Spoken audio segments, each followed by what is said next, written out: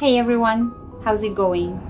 Today I'm bringing you a really special case from my podiatry clinic, and you're gonna get an up-close look at how I treat an ingrown toenail that's causing some serious discomfort. Check out this beautiful foot, gorgeous, right? But it needs a little extra love today. Let's dive right into the main issue because that's where we always start. As soon as I examine this foot, I spot the problem. The toenail on the big toe is ingrown and it's pretty uncomfortable. The patient tells me it wasn't too bad at first, just a bit of soreness, but then someone stepped on her foot and that broke the skin, causing a lot of swelling. You can see how red and tender the area around the toenail is. It's clearly inflamed and there's even some granulation tissue starting to form. That's when the body grows extra tissue due to ongoing irritation, and if we don't handle it carefully, it can get worse. So my plan is to work super gently to ease her pain without making things more uncomfortable.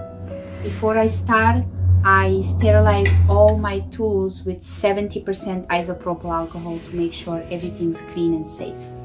I grab my Podiatrist nail clipper, which has a fine, precise tip, perfect for this kind of delicate work. I begin trimming the part of the toenail that's digging into the skin, but I move slowly because even the slightest pressure causes pain. Wow, this toe is so sensitive. Just brushing it lightly with the clipper makes her wince, so I work with super soft, almost floating motions to keep her comfortable. As I trim, I noticed the toenail was stuck in the skin, creating a little pocket that's fueling the inflammation. Once I free that part up, I see some pus built up inside, which explains the pressure and intense pain. Using a small, delicate curette, I carefully scoop out the pus, moving gently to avoid hurting her. When the pus comes out, the area starts to breathe a bit, and the patient feels some immediate relief. To make things even more comfortable, I apply a local anesthetic gel to numb the area. While the gel kicks in, I decide to remove all the nail polish from the toenail because I need a clear view of the area to make sure nothing's hidden. I use a cotton pad soaked in nail polish remover, dabbing it on also carefully to avoid pressing on the inflamed skin. With the polish gone, I can see the full extent of the inflammation and clean the area more thoroughly. I clean the toe with an antiseptic solution, using a sterile gauze pad to avoid irritating the skin. There's some extra skin around the toenail that needs to be removed, but I hold off for now because pushing too hard could cause more damage and slow down healing. After cleaning, I spot some fibrinous tissue, that white crusty layer that can build up in inflamed areas. If left there, it could cause more inflammation. So I use a precision tweezer to remove it gently, being careful not to poke too much. I also clean the other side of the toe to make sure nothing's lingering that could worsen the situation. But I stop here because the area is still way too tender, and going further would only cause unnecessary pain. I explain to the patient, we've removed the ingrown part of the toenail, the pus that was causing pressure, all the nail polish to get a good look, and the fibrinous tissue to prevent more inflammation. Now we need to let the skin calm down. I'm not going to do more today to keep you comfortable. Before sending her off, I apply a healing ointment to protect the area and schedule a follow-up for next week when the inflammation should be much better. While I'm working, I chat with the patient to help her feel at ease. I say, see, we're taking it slow to make sure your toe feels better. By next week, it's going to be so much happier, trust me. It's important for her to understand what's happening and feel confident because that really helps with recovery. Seeing her leave the clinic with less pain puts a smile on my face, but I know we've got more to do. You guys who follow my channel know I pour my heart into every appointment. Watching someone come in hurting and leave feeling better is what drives me every day. But treating an ingrown toenail isn't just about skill, it's about care. I'm so focused on making sure the patient feels okay because I know how much this hurts and how much it can mess with your day. That's why I work with a super light touch, almost like a feather, to avoid causing more pain. And I always explain every step because I think it helps people feel more secure while they're in my chair. I'm also thinking of all of you watching. I bet a lot of you have dealt with an ingrown toenail before, right? Or maybe you know someone who has. It seems like a small thing, but it can really throw you off. So here's my advice. Take care of your feet, and if you're feeling any discomfort, don't wait to see a podologist because catching it early is way better than dealing with it later. Oh, and speaking of you all, where are you watching from? Drop it in the comments. I love hearing from you. Are you in New York, California, Texas, or somewhere else? Let me know what you think of this foot too, because I think it's gorgeous even with this little issue.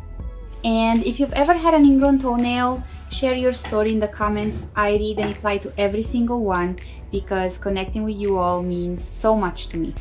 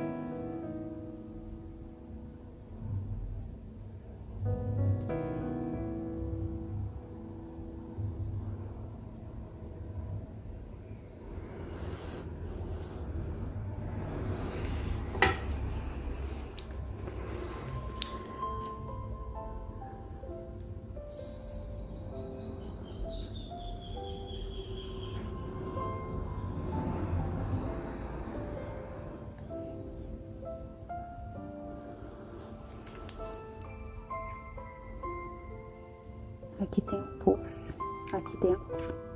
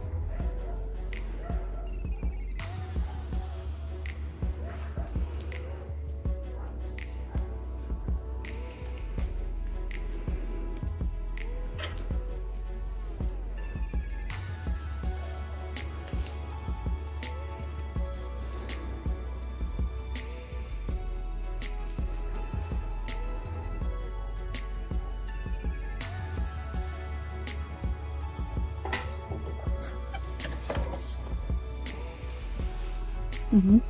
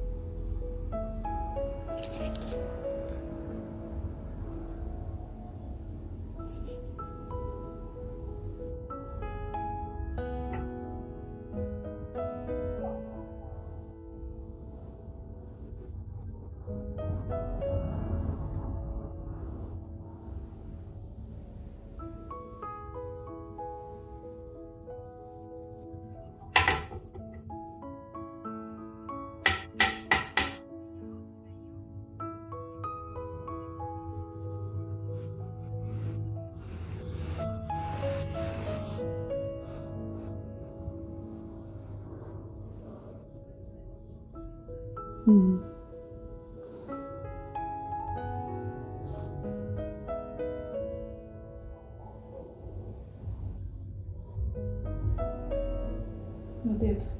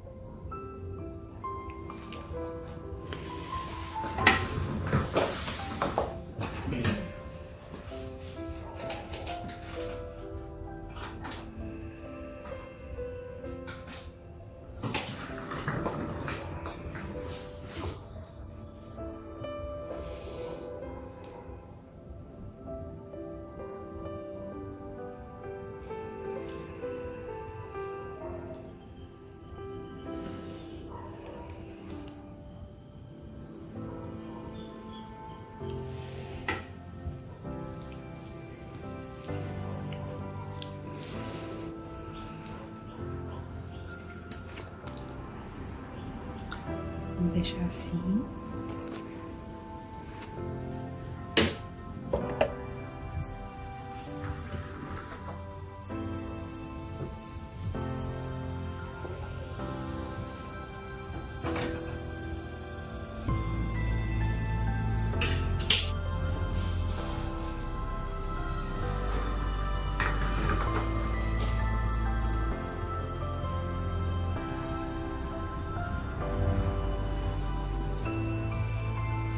A week later, the patient comes back for her follow-up, and wow, what a difference. The toe is way less swollen, and it's so much less sensitive. She tells me that for the first couple of days after the first visit, it was still a bit sore, but it got better fast. That's totally normal, because inflammation takes a little time to settle down. Since I removed all the nail polish during the first session, her toe is completely polish free, which makes it super easy to see the toenail clearly and get to work. I'm thrilled to see this progress. I start by sterilizing all my tools, again clipper, curette and tweezer with 70% isopropyl alcohol to keep everything safe. I clean the area with an antiseptic solution, using a sterile gauze pad to wipe away any dry skin or debris that might have built up. The toe is much calmer now, so I can work with more precision. Using my straight cut nail clipper, I trim the toenail to the right length, making sure it won't dig into the skin again. I grab a specialized nail file and gently round the edges just a tiny bit, because that helps prevent the nail from catching on the skin as it grows. As I work, I notice a small patch of inflamed skin, but it's way smaller than before. With a delicate curette, I carefully remove that skin, moving slowly to avoid any discomfort. I also use a small, soft brush to clean the toenail and the surrounding area, getting rid of any yellowish tint that can linger after inflammation. That little brush is awesome for giving a polished finish without irritating the sensitive skin. Then I inspect the sides of the toenail with my tweezer to make sure there's no leftover skin or fibrinous tissue that could cause trouble. The area is healing beautifully and the toe looks so much happier. To wrap up, I apply a healing ointment to protect the skin and give the patient some advice. Keep the foot clean and dry and steer clear of tight shoes for a few days. I also check to make sure the toenail is growing properly, because that's key to preventing this from happening again. While I'm working, I chat with her to keep things light, and we even share a laugh or two because she's so much more relaxed now. I say, "Look at how calm your toe is now." It's healing perfectly, thank goodness. The result is amazing. The toe is nicely healed, no swelling, and the toenail is shaped just right to stay trouble-free. Seeing this kind of progress is so rewarding. Here's a quick tip for you all. Follow-up visits are super important. Ingrown toenails can come back if you don't keep up with proper care. For this patient, coming back was crucial to make sure the toenail grew correctly and didn't cause more issues. Also, watch out for tight shoes or activities like skating that can put pressure on your toes and make things worse. And of course, keep your feet clean and moisturized to avoid infections. If you enjoyed this video, please hit that like button. It really helps. It tells YouTube that my content is worth watching, so more people can find it. And if you haven't subscribed yet, please do, and turn on the bell, because I post new videos every single day. Seriously, about 90% of you watching aren't subscribed yet, and when you like, comment or subscribe, it shows YouTube, hey, this isn't low quality stuff, it's good. So let's spread the word about foot care together. Share this video with anyone who might need it, and drop a comment below telling me what you thought of the result. I read every comment and reply with love. Taking care of your feet is like taking care of your foundation, you know? They carry us everywhere and we often forget to give them the attention they deserve. Seeing this foot leave my clinic so much healthier reminds me how even the smallest care can make a big difference in someone's life. So my message to you today is cherish your feet, treat them with care, and don't hesitate to seek help when you need it. Healthy feet are a step toward a lighter, happier life. See you in the next video, everyone, and thanks for being here.